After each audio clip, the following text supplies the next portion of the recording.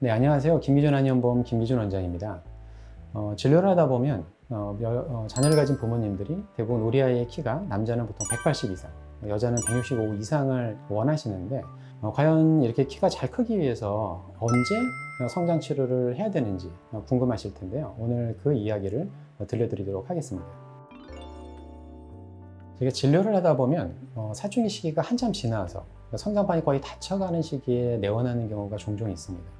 이런 시기에 내원할 경우에는 앞으로 키가 클 수 있는 시간적 여유가 많이 남아있지 않고, 그리고 성장 속도도 많이 둔화되어 있기 때문에 환자가 원하는 만큼의 키를 크기가 그렇게 쉬운 일이 아닌 것이죠. 그래서 우리가 성장 치료를 하려고 하면 좀 더 이른 시기에 와서 성장 치료를 하는 것이 훨씬 더 좋겠죠. 부모님들이 우리 아이를 데리고 병원에 언제 가야 되는지를 이제 판단하실 수 있는 가장 쉬운 방법은 우리 아이의 키와 체중을 정기적으로 메모해 두는 것입니다.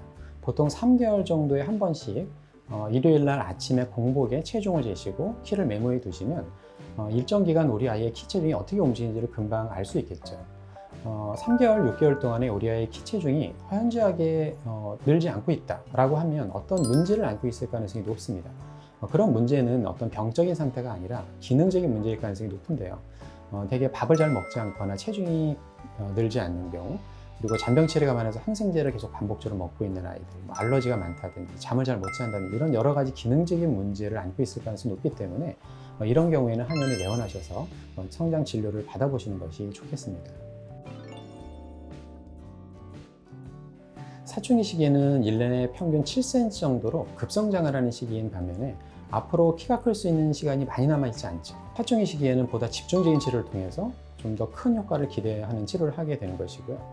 그리고 5, 6세 정도부터 사춘기 이전에 그런 어린 시기에는 앞으로 키가 클 수 있는 시간이 많이 남아있는 그런 장점이 있지만 1년에 크는 속도가 6cm 미만으로 느리게 크는 시기입니다.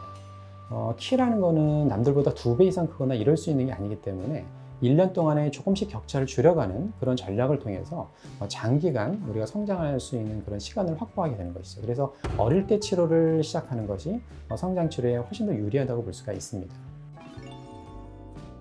부모님들이 놓치기 쉬운 치료 시기가 만 5, 6세 이전의 시기입니다.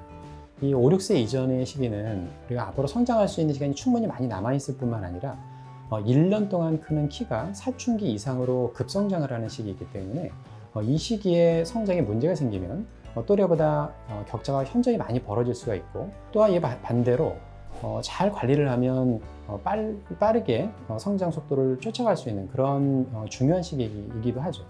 이 시기에 밥을 잘 먹지 않거나 이게 마른 체형, 저체중으로 빠져 있는 경우, 그리고 이런 호흡기 감염이 계속 반복돼서 항생제를 달고 있는 아이들이나 비염과 같은 알러지 질환이 반복되는 아이들, 수면이나 체력, 면역력에 문제가 있는 아이들은 다 성장에 이런 방해를 주는 요인들이 계속 작용하고 있게 되겠죠. 이러한 성장 방해 요인들은 어릴 때부터 보통 생기게 되고, 그리고 쉽게 저절로 없어지질 않습니다. 그래서 장기적으로 계속 성장에 문제를 일으키기 때문에 어린 시기에 진단을 해서 해결해 주는 것이 성장 치료의 굉장히 중요한 부분이라고 볼 수가 있겠죠. 현재 의학계나 영양학에서는 이런 개인 맞춤 치료에 대한 연구를 지금 활발하게 하고 있는데요. 한의학에서는 이미 이런 개인의 인체 기능적인 문제들을 진단하고 영양학적인 문제를 파악함으로써 개인에게 맞는 그런 성장 치료를 하고 있다는 것이 가장 큰 장점이라고 볼 수가 있겠습니다.